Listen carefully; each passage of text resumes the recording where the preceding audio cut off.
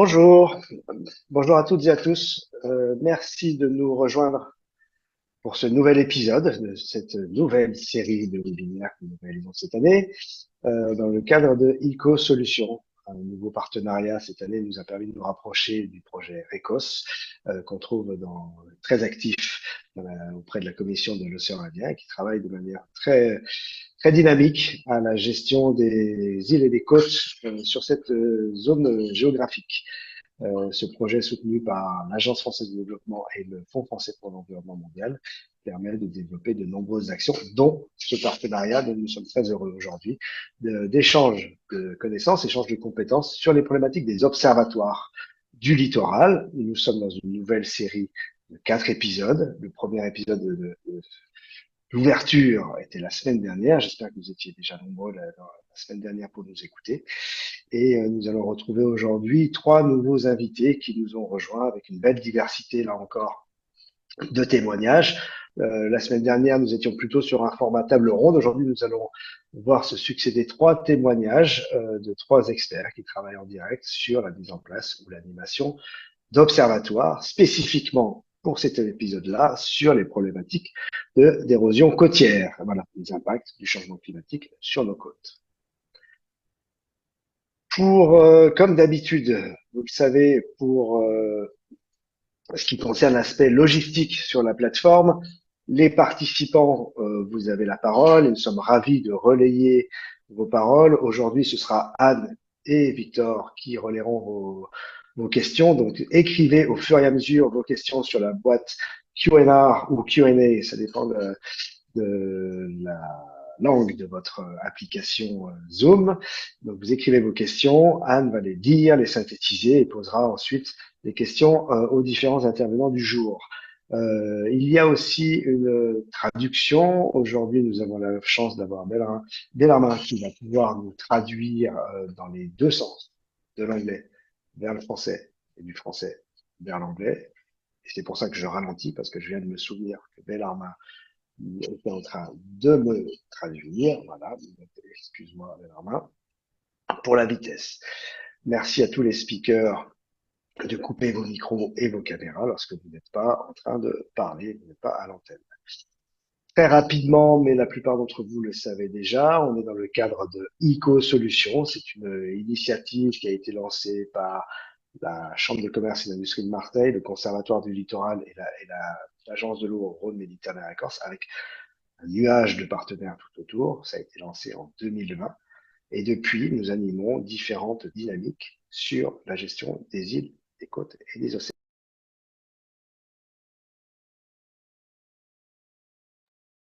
Je vous prie de m'excuser, je vais écouter un peu aujourd'hui la fatigue, mais tout va bien. ICO, c'est l'idée de trouver des solutions et d'être dans une approche positive, d'échange d'expériences, de manière à ce que les uns et les autres s'enrichissent des choses bénéfiques et des erreurs qui auraient été menées dans différentes zones géographiques de la planète. Le Conservatoire du littoral, dont je suis le directeur de la coopération internationale, est un organisme public français qui achète des terrains en France pour les préserver de manière durable. Nous fêtons notre 50e anniversaire l'an prochain. Nous sommes aujourd'hui propriétaires de près de 14% du linéaire côtier français, que ce soit dans l'Hexagone, en Corse ou dans des territoires ultramarins. Je vais tout de suite laisser la parole à Anne pour présenter à son tour le projet RECOS et les enjeux majeurs de la COI. Anne, je t'en prie. Bonjour à tous, merci Fabrice. Bonjour, bienvenue sur ce webinaire. Donc, nous sommes très heureux au nom de RECOS, du projet RECOS et de la COI d'organiser ce webinaire sur le thème des observatoires, qui est un domaine dans lequel il y a beaucoup de besoins. Alors nous, le projet RECOS, il s'agit d'un projet financé par l'AFD et le Fonds français pour l'environnement. Et c'est un projet qui est porté par la COI. Donc la COI, c'est la Commission de l'océan Indien, qui est une organisation intergouvernementale qui rassemble 5 États membres dans l'océan Indien, donc Madagascar, Comores, Seychelles, Maurice et La Réunion au titre de la France.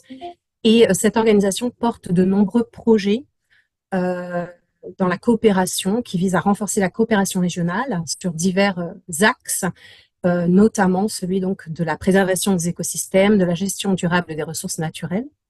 Et le projet RECOS donc travaille plus spécifiquement sur cet axe et vise à renforcer la résilience des populations et des écosystèmes côtiers face au changement climatique. Voilà. Si vous avez si vous avez besoin de plus amples informations ou si vous avez des questions, n'hésitez pas à utiliser le chat box. Merci beaucoup, Anne, pour cette précision et cette présentation de la série du projet RECOS. Donc, la semaine dernière, nous avons présenté le premier épisode d'une série de 4 qui parlait d'une manière générale de comment on marche, comment on organise, comment on structure et comment on essaie d'insérer dans une vraie durabilité un projet d'observatoire du littoral. Ensuite, nous avons décidé avec nos collègues de RECOS de spécialiser, de faire 3 focus. Le premier focus sera sur les zones côtières et les problématiques d'érosion liées au changement climatique. Le deuxième focus sera sur la biodiversité et le troisième sera sur les dynamiques socio-économiques. Rapidement, puisqu'on s'est déjà présenté pour la plupart, je suis donc Fabrice Bernard, délégué international au Conservatoire du Littoral. C'est moi qui vais assurer la modération aujourd'hui. Derrière, nous avons aussi Victor, qui fait partie de la délégation européenne internationale et qui a organisé part de ces webinaires en relation avec ses collègues de la COI, dont Elisa, et Anne, voilà, qui s'occupera aujourd'hui de la boîte à questions et de la coordination générale. Et on remercie aussi Bellarmin, qui assure l'interprétariat aujourd'hui, comme je vous le disais, dans les deux sens. Nous allons avoir une introduction générale, mais voilà, qui va nous permettre de bien comprendre les problématiques du phénomène d'érosion, avec Nourdine Mirani, qui devrait nous rejoindre d'ici quelques secondes, une fois que le petit problème technique sera réglé. Nous aurons ensuite un deuxième cas d'école qui sera intéressant, c'est l'Observatoire de l'île de la Réunion sur les enjeux, là aussi, d'érosion côtière, et ce sera Rémi Belon qui va nous présenter ça. Une petite coupure où nous allons relayer vos questions. N'hésitez pas d'ores et déjà à commencer à poser vos questions sur ces deux territoires, Comores et Réunion, par rapport au problème d'érosion côtière. Et ensuite, un autre cas du Pays de Galles nous sera présenté par Emerald Sigri à propos d'un suivi et d'un observatoire, là aussi, des zones côtières au sud de la Grande-Bretagne. Pareil, nous finirons par une dernière session de questions-réponses et ensuite on clôturera cette nouvelle épisode. Aujourd'hui, comme vous l'avez compris, nous avons 3 invités avec d'abord Nourdine Mirani qui va présenter de manière générique l'introduction générale et qu'est-ce que c'est que l'érosion côtière et comment je suis dans un observatoire côtier lié à l'expérience du projet d'IDEM qui a été mené avec les Comores. Ensuite, Rémi Belon sur l'Observatoire de l'île de la Réunion et Emerald Sigri sur la Southwest Coastal Monitoring. Vous en saurez plus parce qu'on va les laisser se présenter les uns après les autres. Tout de suite, la parole à Rémi Belon. Rémi, je vous en prie, si vous voulez vous présenter, nous dire quelques mots sur qui vous êtes et pourquoi vous travaillez à la création de cet observatoire ou au développement de cet observatoire de la Réunion. Bonjour à tous, je m'appelle Rémi Bellon, je travaille actuellement au BRGM depuis 2010 sur la thématique des risques côtiers et je suis à La Réunion depuis 2017 maintenant où on met en place un certain nombre d'actions pour appréhender les processus et phénomènes générant des problématiques d'érosion et de submersion marine sur La Réunion mais sur l'océan Indien de manière générale. Merci beaucoup, Rémi, pour cette présentation sommaire. Maintenant, la parole à Emerald. Emerald, could you please tell us more about who you are? Est-ce que vous pouvez nous dire qui vous êtes en fait? Oui, bonjour tout le monde. Merci de m'avoir invité cet après-midi. Je m'appelle Emerald Sigeri. Je suis le team leader de Southwest Coastal Monitoring, c'est qui fait le suivi des cas dans le côte sud-ouest de l'Angleterre. Et donc, je suis là depuis sa création. Donc, je vais présenter cet observatoire pour cet après-midi.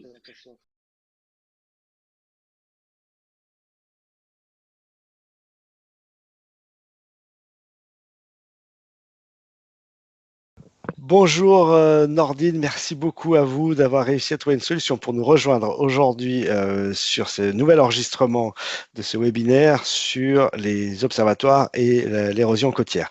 Ce que je vous propose, c'est que vous fassiez d'ores et déjà votre présentation qui servira d'introduction générale pour ce nouveau numéro de ce webinaire. Nordine, à vous la parole. Bonjour à tous. Merci de participer à cette présentation introductive sur les phénomènes d'érosion côtière, les indicateurs à étudier et comment anticiper les risques et quel lien avec les politiques de gestion. Avant tout, l'érosion côtière est un processus naturel lié à des phénomènes météo-marins et à la géomorphologie du littoral. Parmi ces phénomènes, on peut citer la montée du niveau de la mer due au réchauffement climatique, à l'action des vagues et des courants marins, aux cyclones et aux tempêtes, mais aussi à la topographie des côtes, parce que les côtes n'agissent pas de la même manière face à l'action des vagues. On distingue des côtes hautes, qui sont par exemple des falaises qui ne font que reculer, et des côtes basses, qui connaissent des phases d'accrétion et de phases de démaigrissement, et des côtes linéaires. Bien sûr, entre ces côtes, on distingue des côtes linéaires directement exposées aux vagues et des côtes concaves comme les baies, qui sont moins exposées aux vagues, et également des côtes convexes comme les capes ou les embouchures de cours d'eau. À cela s'ajoute aussi la nature géologique des côtes. On distingue des côtes avec des roches dures, comme le voit sur la figure, de côtes avec basalte qui résistent bien à l'érosion côtière, versus des côtes structurées de matériaux fragiles comme les cendres volcaniques consolidées. C'est ce qu'on voit à travers la figure des cinérites, et au bas de la falaise, au pied de la falaise, on voit très bien une encoche formée par les vagues. Nous tenons aussi à rappeler que ce processus naturel dit érosion côtière est également exacerbé par la pression anthropique, en particulier les aménagements côtiers inadaptés, pour ne citer que l'urbanisation, les murs et les ports, par exemple. Et on peut aussi ajouter la fragilisation des cordons sableux par les passages répétitifs des usagers des plages. Et le phénomène le plus préoccupant est aussi l'extraction intensive du sable marin, mais aussi le long des cours d'eau.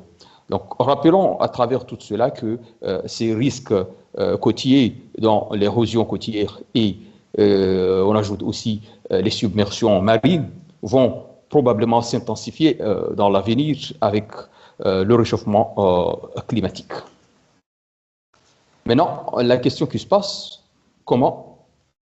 quels sont les indicateurs à observer, ou bien quels sont les indicateurs à étudier? On distingue 4 types d'indicateurs. Des indicateurs botaniques, des indicateurs géomorphologiques, des indicateurs artificiels et des indicateurs hydrodynamiques. Commençons par les indicateurs botaniques. D'abord, on peut voir, par exemple, en termes d'indicateurs botaniques, des arbres inclinés en direction de la mer, qui signifie que la terre ou le sol est fragilisé. Mais il faut savoir faire la différence entre un arbre incliné suite à ce phénomène et un arbre incliné suite au vent dominant. Et par la suite, on peut aussi observer des arbres qui sont déchaussés, qui au final vont être soit déracinés. En termes d'indicateurs géomorphologiques, on observe le long des côtes parfois des microfalaises actives, mais aussi des cônes d'éboulis au pied des falaises, qui se déposent au pied des falaises, mais aussi l'émergence des beach rocks, et ainsi que des blocs et des galets au niveau de l'estran. On observe également des sous-cavages et des encoches qui sont formés grâce à l'action des vagues. En parlant aussi des indicateurs artificiels, ce sont soit des maisons qui s'effondrent totalement ou partiellement, mais aussi des routes qui sont détruites par l'action des vagues, mais aussi des sous-cavages au niveau des murs. Et enfin, les indicateurs hydrodynamiques dans la disparition de la plage à marée haute, la submersion marine. On peut dire qu'au total, aux Comores, on a identifié 22 indicateurs répartis sous forme de signes avant-coureurs d'érosion, des marqueurs d'une érosion en cours, mais aussi des empreintes post-érosion. Diapo suivant.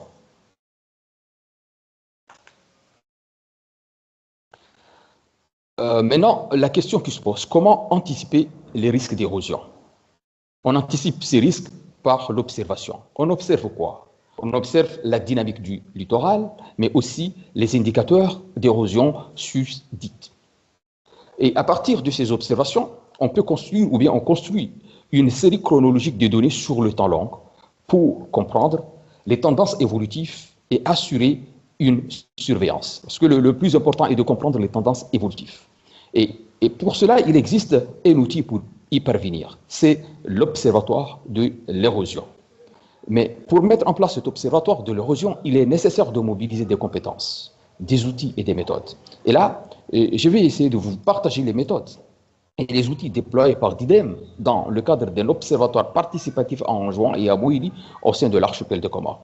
On dit observatoire participatif parce que DIDEM a essayé d'associer plusieurs partenaires dans la mise en place de ces observatoires. Parmi ces partenaires, il y a eu d'abord les gestionnaires, dont des représentants des parcs nationaux et de la direction de l'environnement qui vont se charger des suivis du terrain, des gestionnaires, des partenaires académiques de l'université pour la vulgarisation, bien sûr,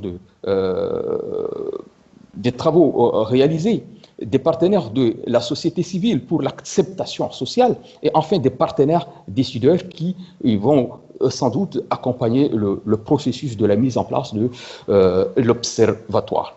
Donc, dans ce cadre-là, DIDEM a plutôt contribué à la formation de ces différents partenaires en dehors des partenaires décideurs qui ont bien sûr assisté seulement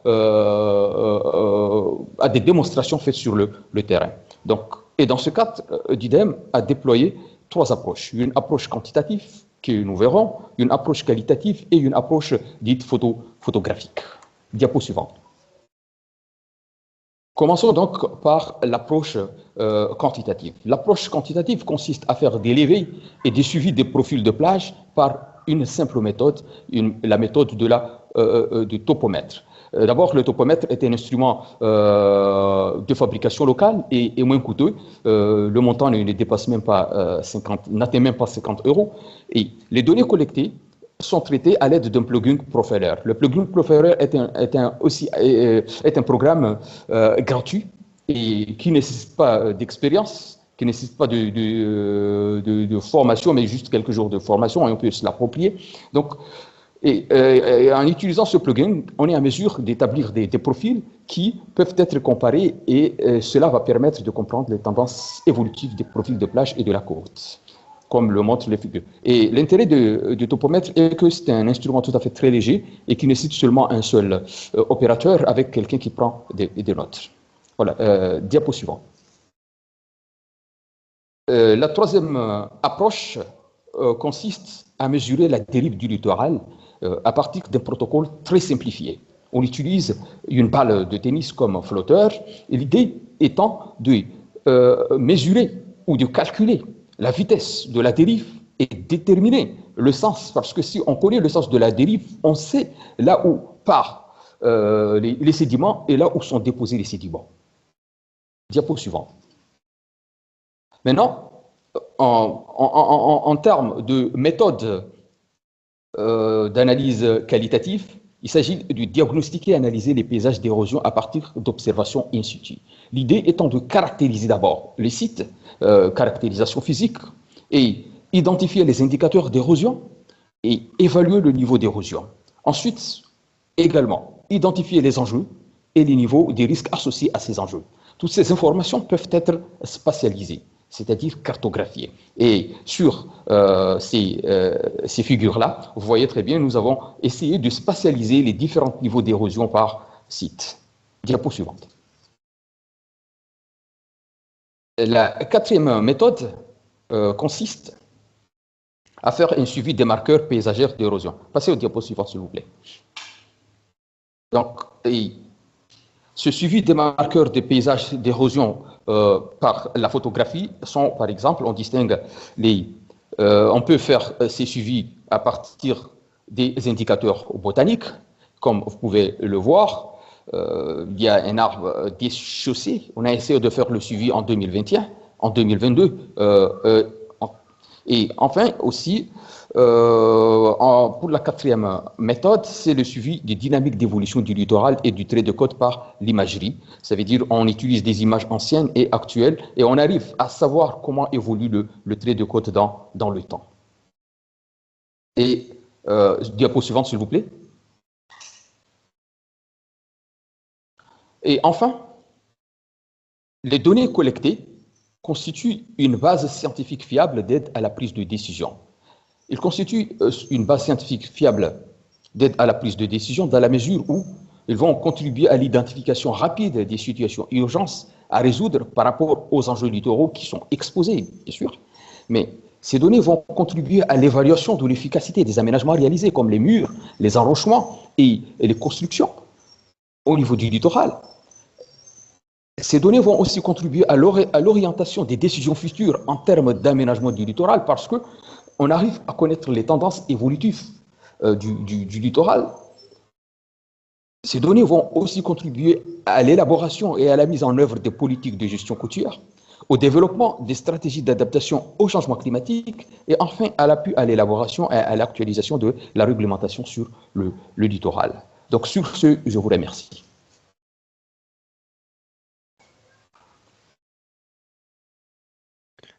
Merci beaucoup Nourdine pour ton intervention qui était très claire. J'avais une question moi sur le contexte aux Comores, justement, dans quel contexte s'est monté le projet d'IDEM et justement quel contexte autour de l'érosion côtière, peut-être les collectivités, quels ont été leurs rôles dans ce projet et est-ce que ce projet peut se perpétuer sur la longueur? Ah oui, le contexte dans lequel le projet d'IDEM a été mis en place est d'abord dû à une visite de Gilbert David aux Comores. Et on avait rencontré le gouverneur et il nous a fait savoir exactement ses intentions et ses bonnes intentions en termes de préservation des ressources côtières. Donc, lorsque le projet d'IDEM, la rédaction du projet d'IDEM a commencé, on a rencontré encore le gouverneur qui nous a donné surtout des orientations et parmi ces orientations, l'idée d'accompagner les Comores à mettre en place un observatoire, un outil qui permettra d'anticiper les risques d'érosion. Mais nous, en tant que projet, ce n'était pas de notre travail de mettre en place cet observatoire parce que le projet va prendre fin. Donc, nous avons opté travailler avec des partenaires qui sont au ministère de l'Environnement, ça veut dire à travers la direction de l'environnement, des parcs et surtout des enseignants de l'université qui sont déjà payés et qui peuvent prendre le relais. Donc, notre objectif était de les former, leur montrer les méthodes et comment travailler. Voilà, donc je ne sais pas si j'ai répondu à votre question. Oui, totalement. Et est-ce que justement, il y a des structures qui ont commencé à utiliser les données que vous produisez? Quelles sont ces structures et comment elles se les réapproprient? Voilà. Actuellement, les structures qui sont actives sur le terrain, c'est surtout, je dirais, le parc national de Moïli. Le parc national de Moïli fait des relevés. Le souci est que on leur a montré comment faire le traitement et comment gérer les données, mais je ne sais pas si ils arrivent à faire ces traitements. Et en ce qui concerne, par exemple, la direction de l'environnement, la direction de l'environnement, les agents sont prêts à opérer sur le terrain, mais parfois encore, ils sont bloqués par des moyens. C'est-à-dire, on avait prévu de faire des relevés 2 fois par an, c'est-à-dire en période en saison humide et en saison sèche, pour voir les changements, mais aussi lorsqu'il il y a eu, par exemple, des cyclones et faire des relevés. Donc, sachant très bien, nos directions ne sont pas dotées de moyens de déplacement, ne sont pas dotées de tout. Donc, nous, ce qu'on a fait, c'est d'essayer de travailler avec eux, ça veut dire avec ses partenaires pendant 2 ans, de les accompagner, leur montrer comment faire. Et c'est ce que nous avons fait. Le problème est qu'ils attendent toujours de nous, par exemple, de retravailler ces données pour pouvoir les mettre à la disposition des autorités, alors que ce n'est pas du tout notre travail. Notre travail était de leur montrer le chemin et de leur assister. Et récemment, j'avais même monté, puisqu'il n'y a pas un centre qui existe, ça veut dire un centre qui permettra de rassembler toutes les données, les valoriser. Donc j'avais eu l'idée de monter un laboratoire de surveillance et de recherche du littoral au centre universitaire du Pathé. Ce qui veut dire que le centre universitaire de Pathé allait devenir l'organe centralisateur de toutes les informations et allait devenir le catalyseur même de cet observatoire. Malheureusement, le projet qui a été soumis auprès de RECOS n'a pas été retenu. Bon, je suis navré. Ok, merci pour cette réponse. Et une dernière question sur les sciences participatives. Est-ce qu'il y a une place justement pour les sciences participatives dans votre approche? Comment c'est mis en œuvre voilà, en termes de communication, de participation? Et voilà, est-ce que ça peut servir compléter peut-être les données d'un observatoire? Bon, en termes de sciences participatives, on avait d'abord affaire à des personnes de niveau d'études complètement différents. Parce qu'on avait des éco-gardes qui ne sont pas forcément issus du domaine de l'environnement, mais qui ont des niveaux aussi primaires, voire secondaires et universitaires. C'est aussi pareil pour les agents de l'environnement. Donc, dans un premier temps, nous avons développé des méthodes, nous avons mis au point des méthodes qui sont très simples et faciles à être utilisées par tous. Donc, comment avons-nous travaillé avec eux? C'est bien sûr de les mettre ensemble, travailler et montrer que chacun a sa propre responsabilité dans ce travail. Et les méthodes permettaient même à des enfants de faire, par exemple, les mesures des profils de plage. Même des enfants peuvent faire ce travail. Seulement, c'est le traitement des données qui nécessite une petite formation, pas tellement une grande formation, parce qu'utiliser Profiler, c'est très simple, mais il faut montrer à la personne comment utiliser, et quelqu'un qui a quelques notions sur Excel. Donc, mais en termes de relevé, les méthodes sont très simples. Ça veut dire l'analyse des paysages, les méthodes sont très simples. N'importe qui peut le faire. Le suivi photographique est simple. N'importe qui peut le faire. Les relevés topographiques des profils de plage c'est encore très simple. Seulement, c'est le traitement des données qui nécessite quand même un peu de connaissances. Voilà. Ok, merci beaucoup pour tes réponses et pour t'être rendu disponible finalement. Est-ce que tu as un dernier mot, peut-être un conseil pour des personnes qui souhaiteraient mettre en place leur observatoire, peut-être dans un contexte justement d'îles océaniques comme les Comores? Voilà, quelles sont les difficultés peut-être et quels conseils donnerais-tu? Moi, le conseil que je donnerais, c'est plutôt aussi de batailler auprès des décideurs pour que l'observatoire soit institutionnalisé. Parce que si l'observatoire n'est pas institutionnalisé, on ne peut pas fonctionner, l'observatoire ne peut pas être durable. Et il y a cette question aussi de l'autonomie financière. Je vais prendre l'exemple du parc national de Moïli. Le parc national de Moïli dépend du financement extérieur, ça veut dire des partenaires comme l'AFD, le PNUD. Et c'est pareil pour le parc national de Chissiwani. Et la leçon que j'ai tirée dans ce travail est que au moment où le parc national d'Omoili continue à faire les relevés, des profils de plage, à faire des suivis, le parc national d'Anjouan était complètement bloqué parce qu'il n'avait plus de financement.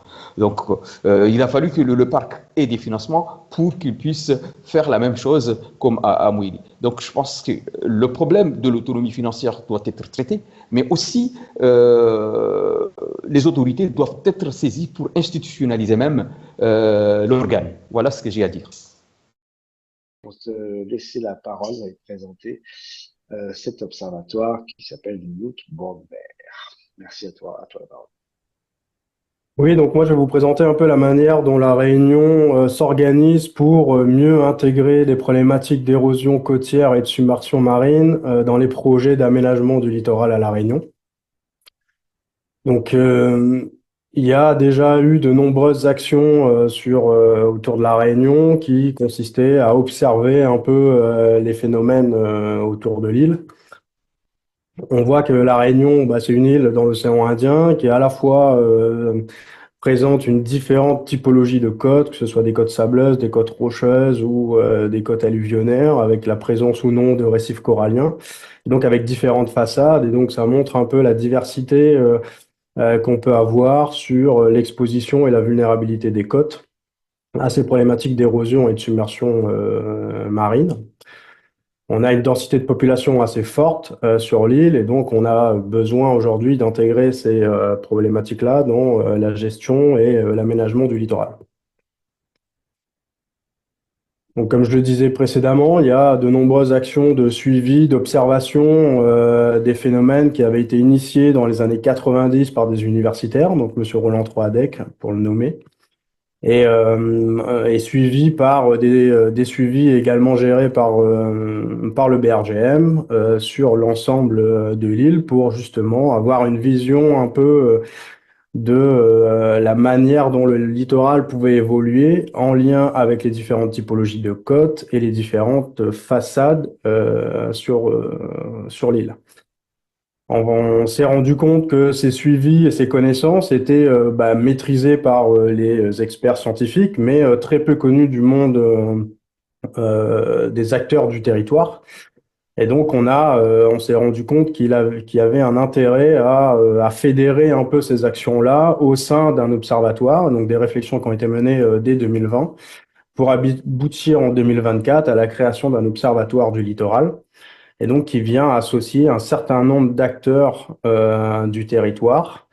Donc l'acteur principal, c'est l'État, donc qui va être l'animateur de cet observatoire et le financeur principal, mais on a également la région Réunion, le BRGM, l'Université de la Réunion à travers ses tutelles, donc le CNRS et l'IRD, l'Université de la Bretagne occidentale, de par son passé historique sur l'île et de son expérience, notamment sur des plateformes de vulnérabilité qu'ils ont pu mettre en place sur leur territoire. Et puis Météo France également pour ses compétences sur le territoire. Donc l'objectif premier, c'est de coordonner en fait tout ce qui existe sur le territoire, donc maintenir une interaction auprès des différents acteurs, qu'ils soient scientifiques, institutionnels, et pour pouvoir maintenir une communication et une diffusion des informations. Donc l'observatoire s'organise autour de trois principaux objectifs, à la fois pérenniser ces observations, qu'elles soient sur le domaine physique, donc sur les aléas, érosion ou submersion marine, mais également sur des aspects écologiques ou du milieu, donc biodiversité, notamment sur les aspects récifs coralliens, mais avec également des notions de sciences sociales, avec la perception du risque auprès des populations et la mise en place aussi de procédures ou d'actions d'aménagement par les collectivités. Bien sûr, tout ça dans un contexte de changement climatique. Le deuxième objectif, c'est de pouvoir valoriser cette donnée et de la rendre accessible. Et donc pour ça, c'est créer un site qui permet de référencer toutes les données qui existent et de diffuser une information qui puisse être compréhensible par tous. Et ensuite, le dernier objectif, c'est de pouvoir faire bénéficier au territoire d'une expertise locale sur ces problématiques littorales pour mieux aménager le territoire en lien avec ces problématiques. Et donc, c'est connaître et faire connaître pour mieux décider. Je peux passer à la suivante. Donc pour la mesure, il y a toutes sortes de mesures qui peuvent être mises en œuvre, hein. On fait des campagnes d'acquisition des caractéristiques de houle, on fait des campagnes topographiques, des campagnes photogrammétriques, Il y a des capteurs de pression qui peuvent être mis en mer. Enfin, l'idée, c'est d'observer l'ensemble des caractéristiques qui peuvent influencer la dynamique littorale. On peut passer. On réfléchit du coup à des modes de valorisation de ces informations. Donc, on travaille sur différents types d'indicateurs et différentes modes de valorisation de ces données. Donc, ça passe par des actions simples. Est-ce qu'un site est en recul, en avancée, en accrétion ou en érosion suite à un événement? On fait des différences altimétriques le long de profils de plage. On travaille sur des bilans sédimentaires et l'objectif, c'est de pouvoir visualiser facilement ces informations. Et donc, on travaille principalement sur des données sous format SIG. On peut passer à la suivante. On travaille sur des fiches synthétiques. Donc, l'idée, c'est de pouvoir faire bénéficier auprès des acteurs de toute l'information sur la base de fiches de synthèse qui permettent de retracer à la fois l'ensemble des données disponibles, à la fois les processus qu'on maîtrise sur chaque secteur, et puis des suivis, bilans sédimentaires qui ont pu être effectués depuis le début des données. Donc l'idée, c'est de rendre accessible cette information sous un format le plus diffusable, le plus facile, le plus compréhensible possible. On travaille également sur la création de bases de données bibliographiques, pareil, au format SIG. L'idée, c'est de pouvoir avoir accès à de la donnée bibliographique plus facilement dès lors qu'on est sur un territoire. Donc ça, c'est un exemple. L'idée, c'est de pouvoir raccrocher une série de documents à une commune pour avoir une vision de tout ce qui peut exister et toutes les données qui puissent servir à un projet d'aménagement sur un territoire. On peut passer. Et donc aujourd'hui, on essaye d'étendre ces travaux à d'autres aspects. Donc l'idée, c'est de ne plus travailler que sur les aléas littoraux, mais de travailler aussi sur tout un nombre d'indicateurs que j'ai déjà évoqués tout à l'heure. Donc à la fois les enjeux qui sont présents le long du littoral, les types d'aménagements qui sont réalisés ou les types de gestion qui sont réalisés sur différents linéaires côtiers. Et donc l'objectif, c'est de pouvoir suivre tous ces indicateurs au cours du temps pour avoir une vision de la vulnérabilité de chaque portion du littoral au cours du temps en fonction de ces différents critères, indicateurs, hein, qu'ils soient physiques, qu'ils soient du milieu ou des types d'aménagements ou actions générées sur le territoire. Donc le deuxième objectif, c'est d'avoir une visualisation, d'avoir un accès à la donnée, une diffusion. Et donc il y a un site internet qui a été créé et qui permet du coup d'avoir accès à cette connaissance le long du littoral. Donc c'est un site qui a été lancé la semaine dernière, donc c'est très récent puisque la signature de la convention cadre a été signée en 2024. Et donc ce site a pour objectif de faire passer un certain nombre d'informations, un certain nombre d'actualités autour des problématiques littorales. On travaille également sur des formations, donc avec un diplôme universitaire qui existe à destination notamment des agents techniques des collectivités territoriales. Et donc l'idée, c'est de pouvoir créer du lien entre les différents acteurs du territoire et faire passer un certain nombre de messages sur les problématiques de gestion du littoral. Et donc le troisième objectif, c'est permettre l'accès à cette expertise aux collectivités notamment.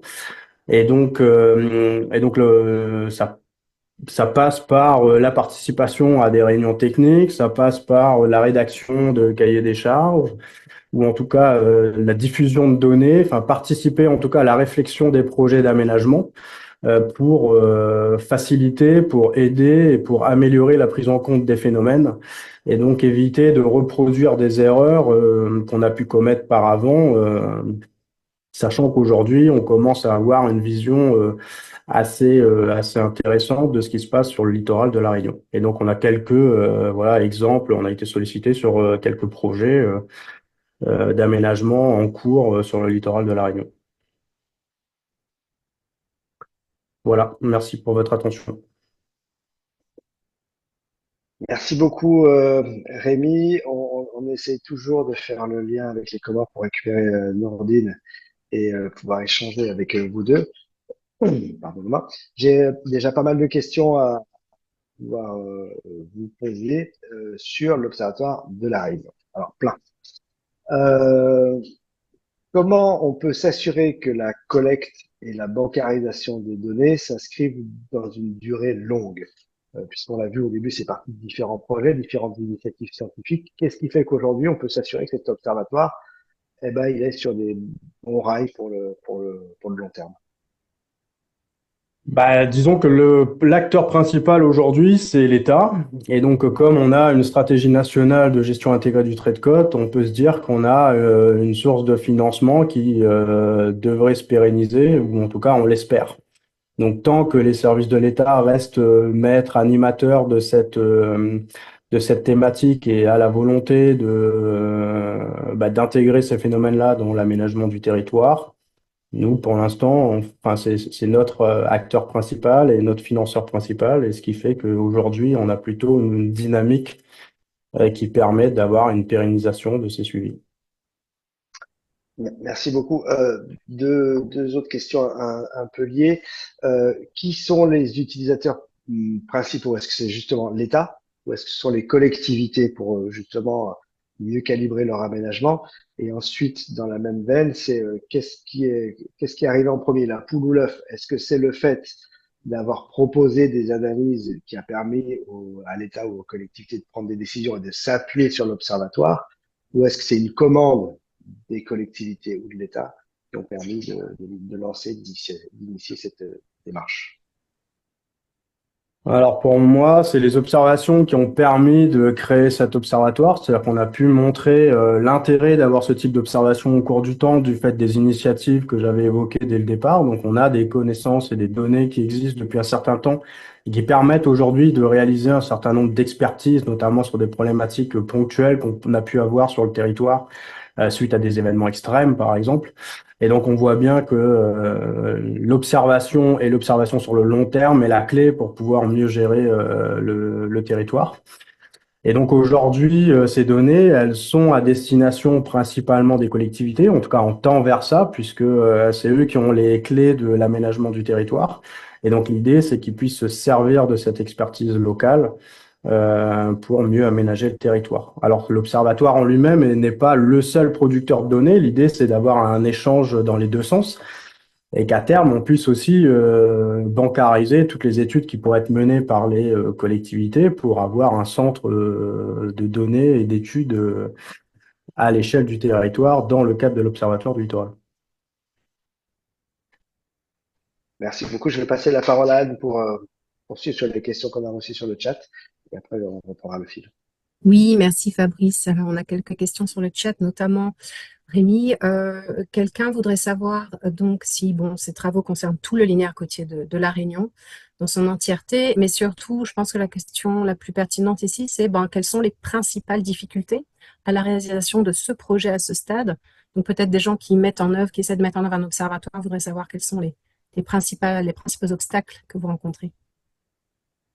Je dirais que, bon, alors déjà, pour venir sur le linéaire, forcément, tout le linéaire n'est pas suivi de la même façon autour de la Réunion.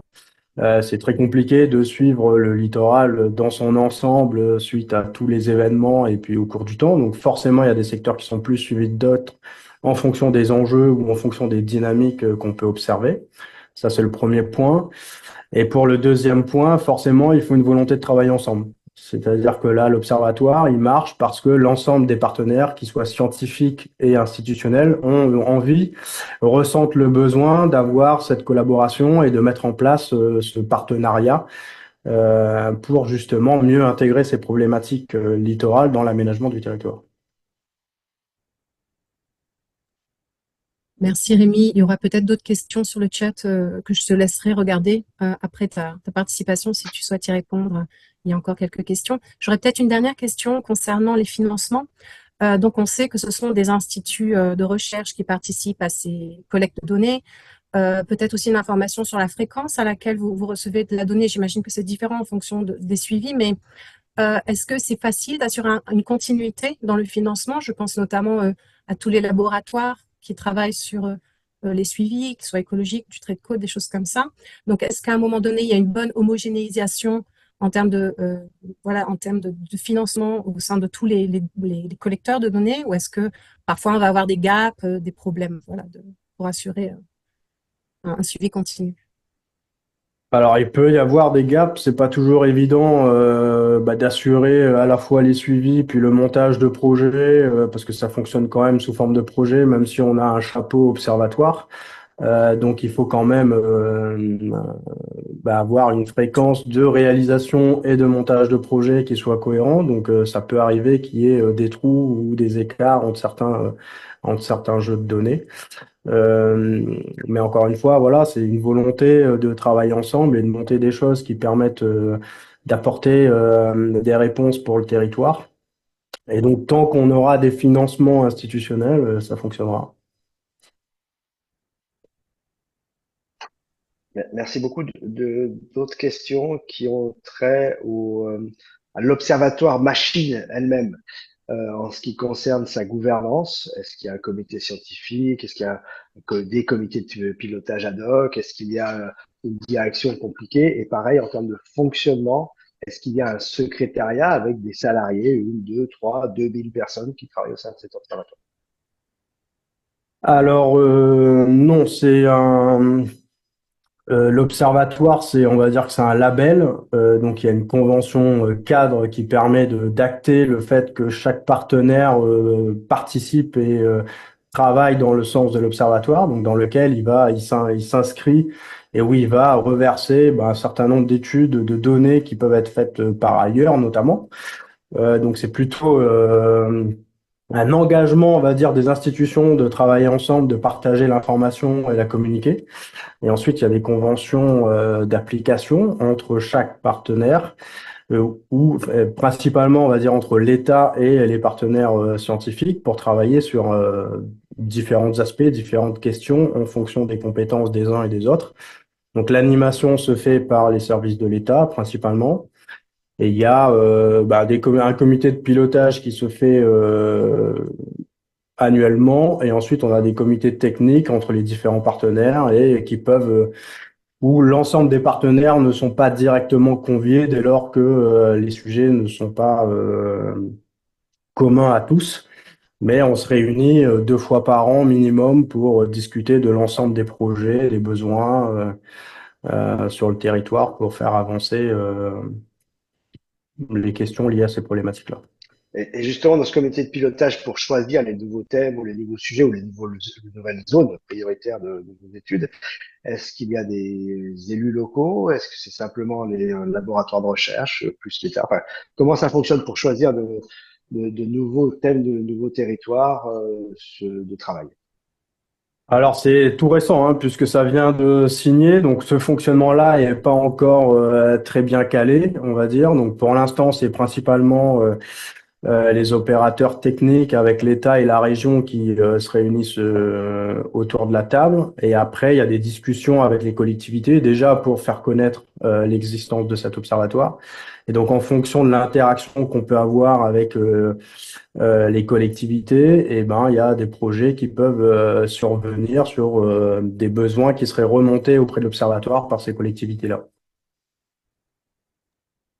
Autre question que je reçois, est-ce que cet observatoire est purement dédié aux impacts du changement climatique sur le trait de côte? Est-ce que c'est purement focus érosion ou est-ce qu'il y a d'autres thématiques comme la biodiversité, terrestre, marine, enfin voilà. Alors pour l'instant, c'est principalement érosion, submersion, du fait des actions historiques de suivi qui existent et des partenaires de l'observatoire. Mais l'idée, c'est de l'étendre à des aspects écosystème, biodiversité, état du récif, pour avoir une vision la plus globale possible des problématiques qui peuvent affecter le littoral. Merci. Une dernière question, je suis désolé Rémi, on abuse puisqu'effectivement Nordine n'arrive pas, enfin voilà, on a un problème de connexion avec Nordine, donc du coup on abuse de vous pour vous poser plein de questions, mais effectivement on a reçu plein de questions et puis les sujets sont vastes. est-ce que vous achetez des données ou est-ce que vous avez que des conventions de mise à disposition gratuite de données, d'une part, et ensuite comment vous faites, vous, est-ce qu'il y a un modèle économique de vendre soit des données, soit de l'analyse des données?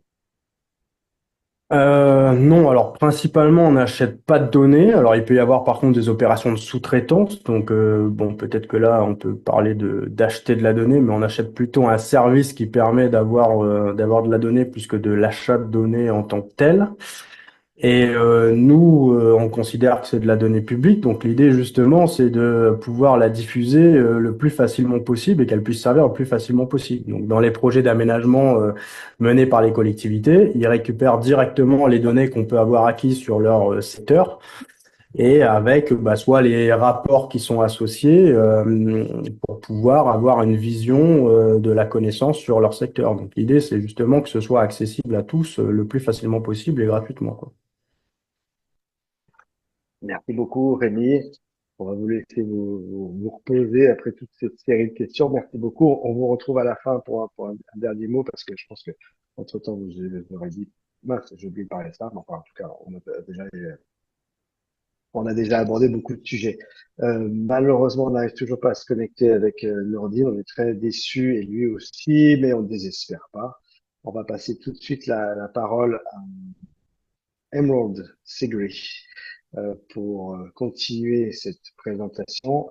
Emerald, thank you very much for being with us. Merci beaucoup, Emeraude. On reviendra ensuite pour vous poser quelques questions. Emerald, please.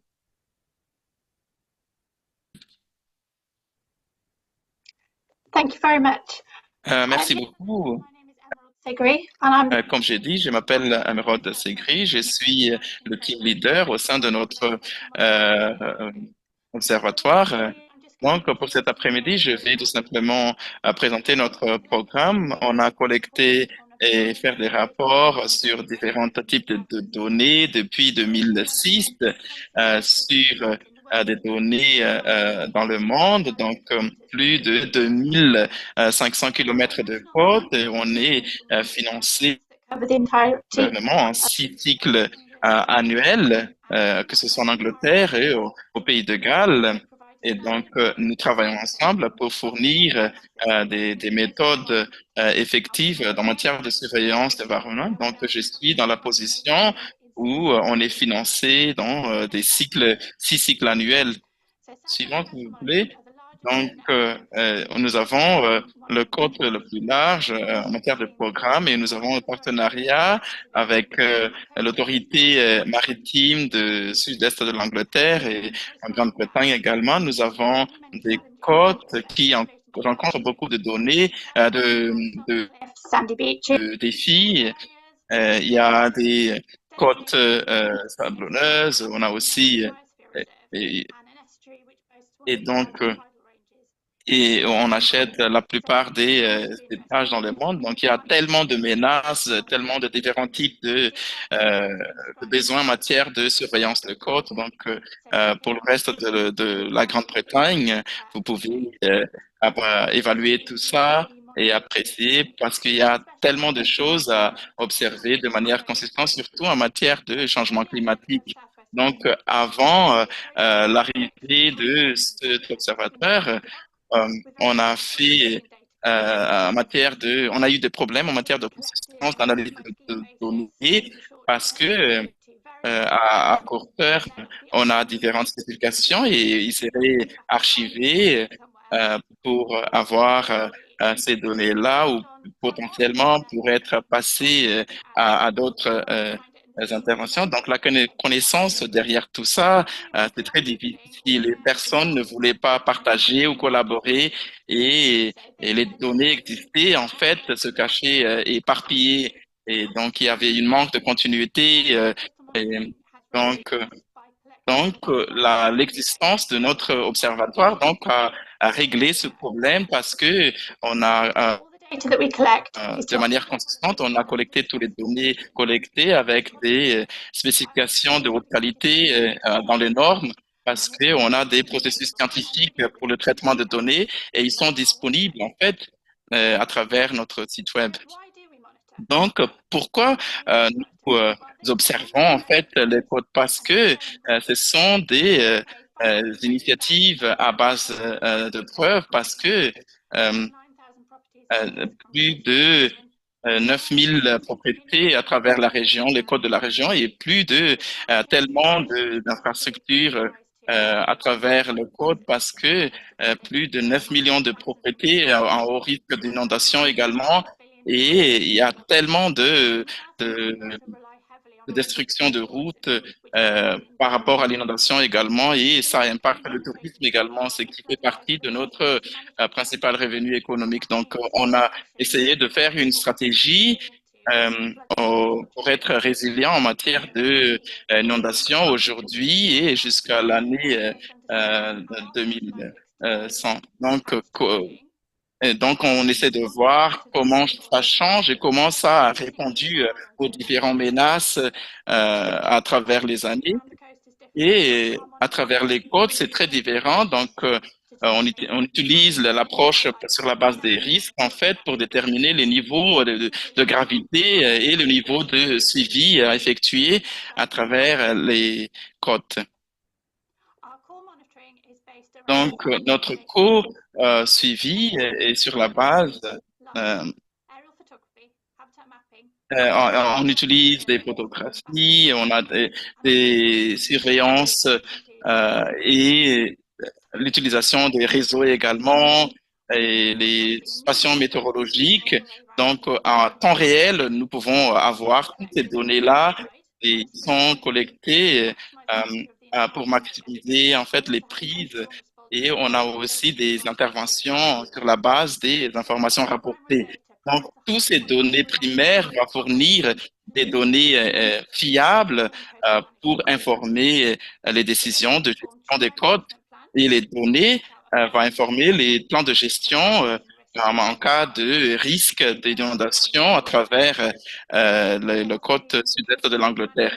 Et si c'est nécessaire, ça nous aide également à gérer dans les politiques d'aménagement également, et surtout sur les cas d'érosion, donc pour intervenir en matière de recouvrement et faire des études académiques également. Donc, la liste est longue, mais il est également disponible de télécharger à travers le site web pour faire des analyses et encore une fois, c'est diffusé à temps réel et, et, et en cas de intervention pour les autorités locales de gérer en temps réel aussi les différents risques. Donc, on peut avoir un tableau de bord interactif qui nous permet d'informer, de s'informer et ramener les données pour que on puisse avoir, se bénéficier, en fait, profiter des avantages de la disponibilité de ces données à temps réel. Suivant. On a aussi un engagement communautaire, un programme communautaire pour la sensibilisation qui est très important lorsqu'on fait face aux impacts du changement climatique à travers le long de notre côte. Donc, je pense que le Royaume-Uni fait face à beaucoup de problèmes côtiers maintenant parce que on a ces images et ça permet à la communauté d'avoir l'appropriation en fait par rapport au problème et on a 26 acteurs disponibles dans les côtes surveillées. Et depuis 2 décennies, en fait, on a appris tellement de leçons parce que ça nous permet d'avoir de la consistance et de comparabilité. On a des spécifications et on se base sur ça. Donc, ça permet de la fiabilité en matière de qualité de données. Et on essaye d'être flexible et on a une approche régionale pour s'adapter aux besoins et savoir écouter aussi les autorités de gestion des côtes malgré nous avons l'approche sur la base des preuves, les connaissances locales et la compréhension des secteurs et la région sont des éléments clés. Et on essaye d'intégrer toujours les technologies pour profiter également de ces technologies et aussi pour ne pas dépenser de budget. Donc, en utilisant les nouvelles technologies, on ne gaspille pas l'argent en profitant en fait de l'utilisation des technologies modernes. Et surtout, dans le Sud-Ouest, on a beaucoup en matière de collecte de données. Donc, on essaie de minimiser l'impact sur la végétation et ça pourrait être problématique en fait en matière de collecte de données. On a des photographies, on a fait ça lors de l'été parce que c'est plus approprié. Donc, on a beaucoup de problèmes dans l'été dans l'Ouest parce que dû au changement climatique, ça va augmenter les risques dans les côtes de cette partie-là. Et c'est très important de travailler avec les pratiquants au niveau britannique et aux communautés. Donc, il faut établir des partenariats, des relations solides avec eux, robustes. Pourquoi on surveille en fait euh, les côtes et on essaye d'établir tout ça pour s'assurer que la relation reste pertinente. Parce que depuis 2 décennies maintenant, l'analyse des données, des connaissances reste un élément prépondérant et donc pour l'adaptation de communautés au changement climatique, tout cela sont des éléments clés.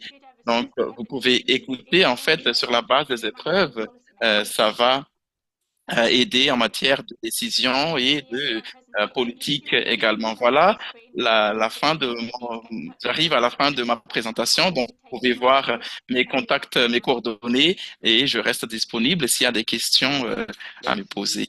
Merci beaucoup, Emerald, pour cette présentation très claire où nous avons voyagé dans le nord, où effectivement les contraintes du climat sont différentes de celles que nous trouvons dans l'océan Indien. Mais nous avons une question un peu identique à celle que nous avions tout à l'heure pour Rémi. Quel est le statut et quelle est la gouvernance de cet observatoire?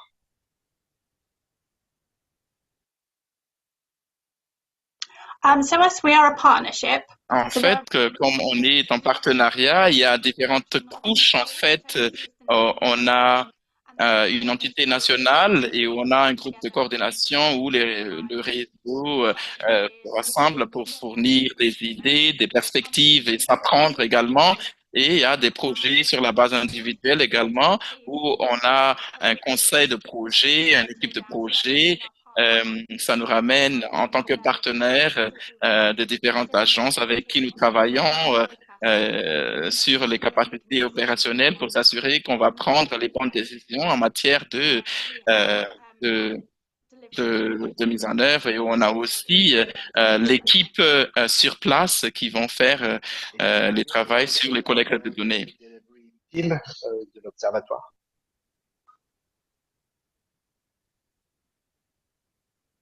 at present, there are 11 of us. Il y en a 11 en fait et on a dirigé le projet. Il y a l'aspect financier, l'équipe financière et puis sur la matière de qualité, gestion de qualité des données. Notamment sur l'aspect participatif. Moi, je voudrais vous poser une question sur le risque. On voit que votre observatoire est beaucoup tourné sur l'approche risque. Et je voulais savoir si justement, par rapport à ça, est-ce que vous travaillez ou est-ce que vous avez des financements de la part des assurances, de la part des banques qui font des prêts immobiliers notamment? No, all of our funding comes, it's central government. Tous nos financements viennent de budget gouvernemental, des agences environnementales également. Et puis, on peut utiliser ça pour la surveillance à travers cette période-là. Et on a aussi des financements externes sur les assurances et on a aussi des projets scientifiques pour les recherches universitaires et d'autres budgets, financement gouvernemental également. Mais c'est en matière de capacité. Mais pour l'instant, c'est pas de cette manière que recevons nos ressources externes. Donc, on n'a pas des engagements en dehors de cet aspect observation. À cause des financements, vous aviez des liens, mais c'était aussi pour savoir si les assurances elles-mêmes commencent à se poser des questions et s'intéressent aux impacts des changements globaux et qu'elles peuvent être aussi des acteurs en tant qu'assurance de l'aménagement du territoire. Si des assurances décident de ne plus assurer dans une zone ou si des banques décident de ne plus prêter pour de l'argent pour l'immobilier dans une zone, ça peut complètement modifier l'aménagement du territoire. Et c'était pour savoir justement s'il y avait des interactions avec ces acteurs. Jean-Mio. So our risk-based approach. En fait, notre approche, oui, encore une fois, c'est disponible pour les assurances. Oui, ils sont là. Euh, euh, Ils peuvent y accéder et faire des décisions sur la base de cela. C'est pas quelque chose sur lequel nous avons reçu des retours, des feedbacks ou des commentaires. C'est pas quelque chose qui aura un impact, mais c'est pas pour les présents en tout cas. Victor, je sais que tu avais d'autres questions sur les aspects, notamment sciences participatives. Oui, bonjour à toutes et à tous. On avait des questions donc sur l'engagement communautaire dont vous avez parlé, Emerald, au cours de la présentation. Comment ça se concrétise? Qu'est-ce qui se fait ouais, concrètement? Et justement, les aspects de sciences participatives, est-ce que vous avez des exemples concrets à ce sujet-là?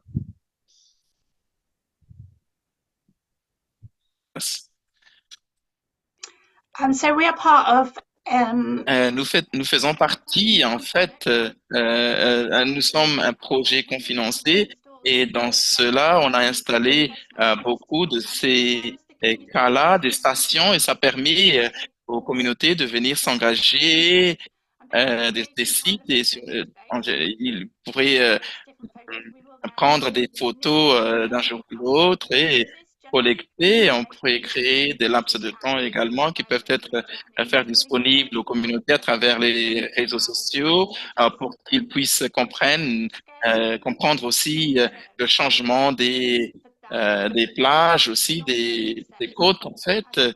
Euh, euh, donc, et pour voir que certains changements pourraient prendre plus longtemps que par rapport aux autres. Donc, ça permet aux communautés de comprendre par rapport aux marées ou aux différents orages ou tout ça.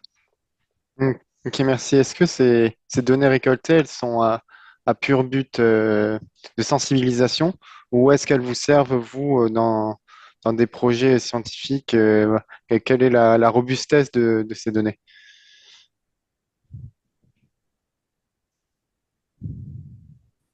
so at the moment they are large. Pour l'instant, euh, ils sont utilisés pour la participation de communautés. C'est plutôt des initiatives de l'aspect universitaire qui travaillent. Maintenant, nous avons ces informations et comment on va le faire avec tout ça pour s'assurer que enfin, il y a sûrement des données quantitatives au lieu des images uniquement. Donc, pour l'instant, ce que nous faisons, c'est de nous baser sur les communautés, mais il y a des institutions comme l'Université de New South Wales qui font beaucoup d'enquêtes sur ce que nous pouvons tirer en fait de ces données-là. Merci pour ces réponses. On avait aussi une question de Cyril qui nous demandait bah, si avec votre expérience justement bah, sur 18 ans d'études, est-ce que vous avez pu voir des sortes de cycles apparaître sur certains indicateurs ou est-ce que justement, est-ce que c'est encore trop court, 18 ans, pour voir ce genre de choses apparaître?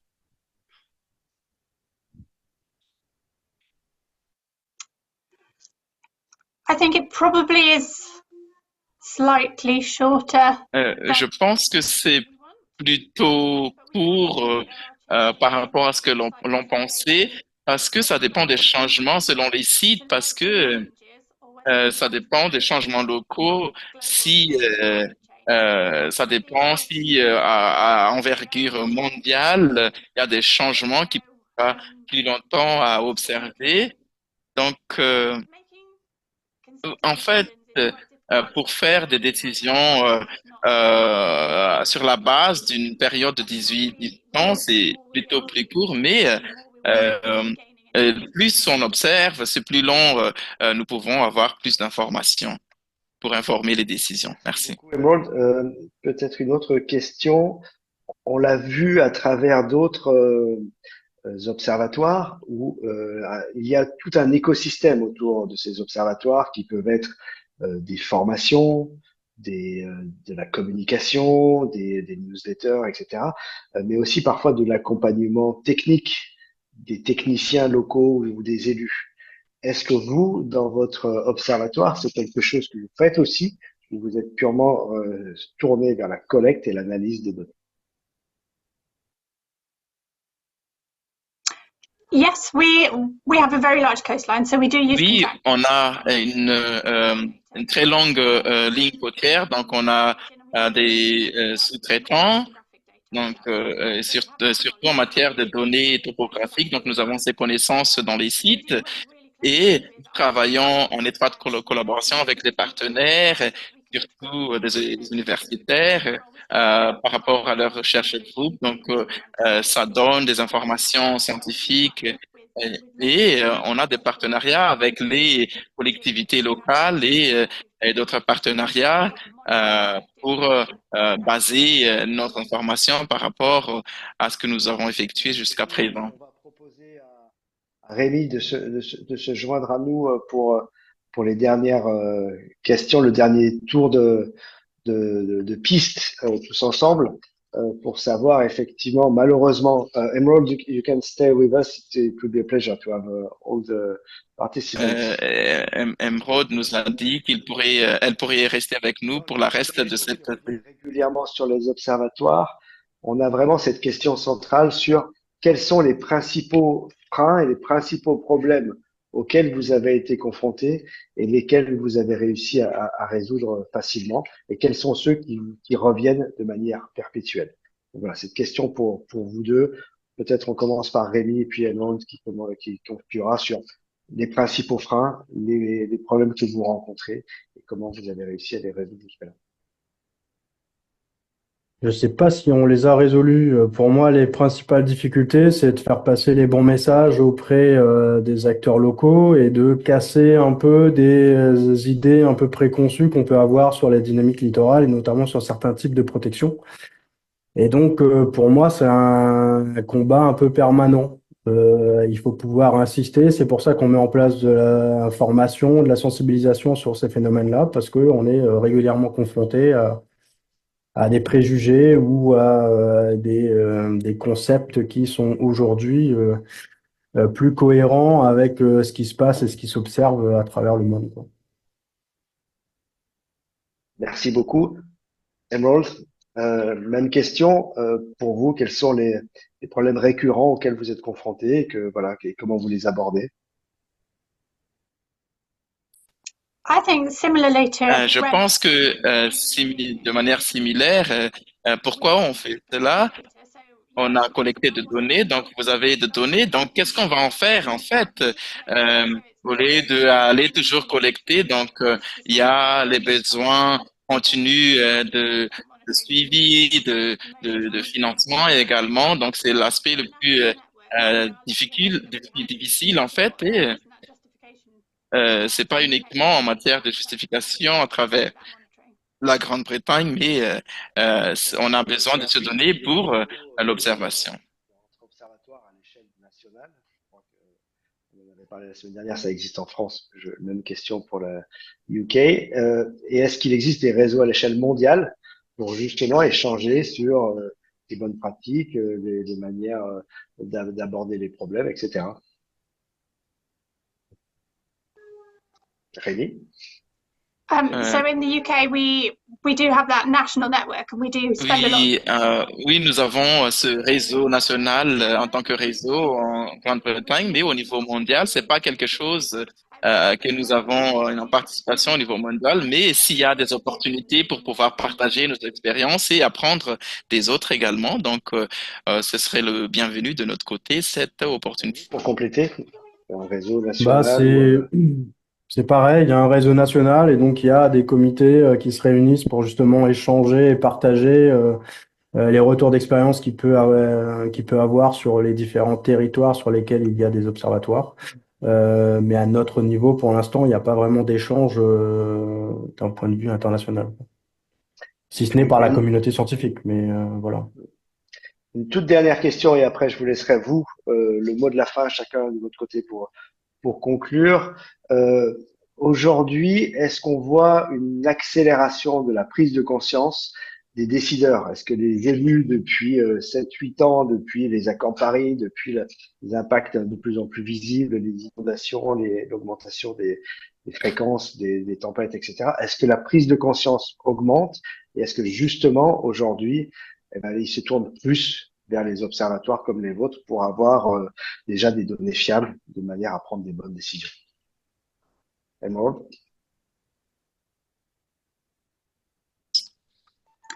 I think we are getting to the point now where there's definitely more En awareness. fait, on a fait beaucoup de sensibilisation, surtout en matière d'urgence et certainement, il y a des différences, il y a des accélérations en matière d'impact de changement climatique, donc il y a le besoin.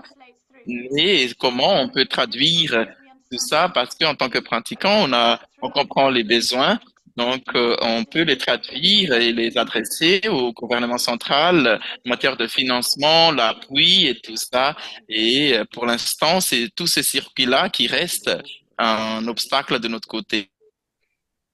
Alors, il y a une prise de conscience. Après, je pense que ça dépend vraiment des territoires et de leur exposition à ces phénomènes-là. Sur le territoire de la Réunion, bah, il y a des stratégies locales qui sont en train de se mettre en place. Donc, on voit bien que les acteurs du territoire commencent à s'organiser pour prendre en compte ces problématiques-là et mettre en place des stratégies de gestion de leurs littoraux. Mais ça reste, en tout cas sur notre territoire, très, très récent, quoi.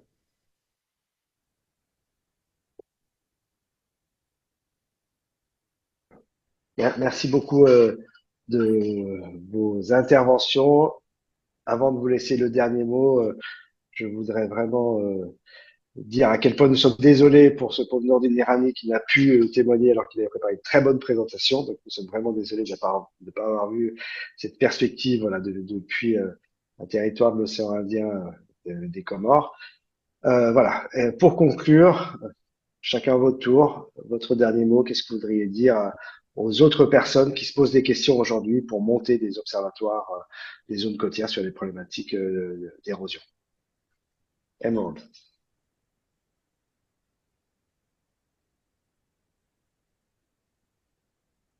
I would just say that reach out to those who are already doing it. En fait, j'aimerais tout simplement de dire, d'apprendre et de s'appuyer, de se rassembler en fait, parce que la collaboration est très importante pour atteindre tout ça. Hum. Bah, je suis assez d'accord avec ce qu'Emerald dit, hein. Pour moi, il faut que les acteurs du territoire arrivent à mieux travailler ensemble et à collaborer sur ces problématiques-là. On n'a pas que les aspects physiques, on a les aspects sociétaux, on a les écosystèmes, on a tout ce qui se passe sur le bassin versant et les aménagements qu'on peut avoir en aval. Et donc, on a vraiment une réflexion globale à mener si on veut limiter ces problématiques-là, notamment avec les impacts attendus du changement climatique. Eh bien, merci beaucoup à tous les deux. Encore toutes nos excuses pour le manque de possibilités de connexion avec nos collègues des Comores. Merci. Donc, nous allons conclure ce deuxième épisode de cette série qui était consacrée aux érosions côtières. Vous l'aurez bien compris, enfin, j'espère. Et là, le prochain épisode, la semaine prochaine, sera sur un focus sur la biodiversité, puis ensuite sur les dynamiques socio-économiques. Merci encore. Au revoir. Au revoir.